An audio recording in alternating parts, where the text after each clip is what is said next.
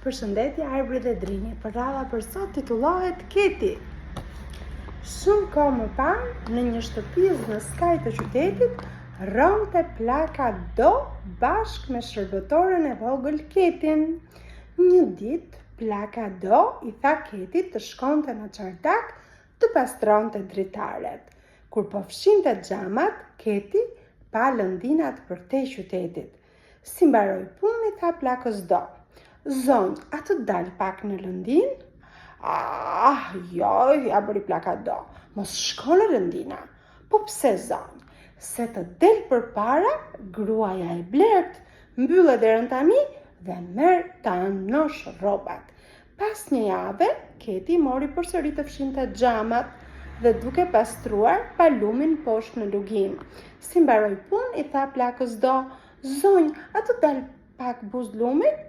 Pa, ja bëri plaka Do, mos shko kur buz lumit." "Pse të mos shkoj, zonjë?" "Se të del përpara mbreti lum. Veri rezën derës dhe shko të pastrosh dorezat e tunxhit." Pas një jave, kur po fshinte dritaren e çardakut, Keti pa pyet që vishnin kodrinat dhe si mbaroi punën, shkoi tek plaka Do dhe i tha: "Zonjë, a të shkoj pak në pyll?" Pa, ja bëri plaka Do, mos shko kur në pyll." "Po pse të mos shkoj, moj zonjë?" "Se të del përpara djali valltar, mbylli perdet dhe merre që ro patatet." Plaka Do nuk e çoi më as në çardak Ketin e vogël dhe për 6 vjet e vogla rrinte në shtëpi, andronte çorape, pastronte dorezat e tunxhit dhe qëronte patate. Pastaj plaka Do vdiq dhe Ketit ju desh të kërkonte punë gjetiju. Puna e re ishte në qytetin Matan Kodrinave, po Keti s'kishte para ta bënte ullën në këmbë me karrocë dhe kështu u nis në këmbë. Por nuk i ra nga rruga. Kur doli jashtë qytetit, mori fushave dhe gjëja e parë që i doli përpara ishte gruaja e blert që mbillte lule. "Mirëmëngjes e vogla Keti", tha ajo, "për ku je nisur kështu?" "Për në qytetin Matan Kodrinave", i tha Keti. "Ti kishe rënë nga rruga, andej bie më shkurt", i tha gruaja e blert, "se unë nuk lë asnjë njeri të kaloj nga lëndinat e mia pa mbjell më parë një lule." "Po mua më pëlqen të mbjell lule", tha Keti dhe mori lopatën e vogël të gruas së blert dhe mbolli një lule shqer. "Të faleminderit", i tha gruaja e blert, "tani mbjell lule sa të duash." Keti mblodhi një tufë me lule dhe gruaja e blert i tha: "Për çdo lule që mbjell, ke të drejtë të këpusësh 5 vjet." Pastaj Keti shkoi në luginën ku rrinte lumi dhe gjë e parë që pa ishte mbreti lum në kallamisht. "Mirëdita e vogla Keti", i tha ai, "për ku kështu?" "Për në qytet, Matan Kodrinave", tha Keti.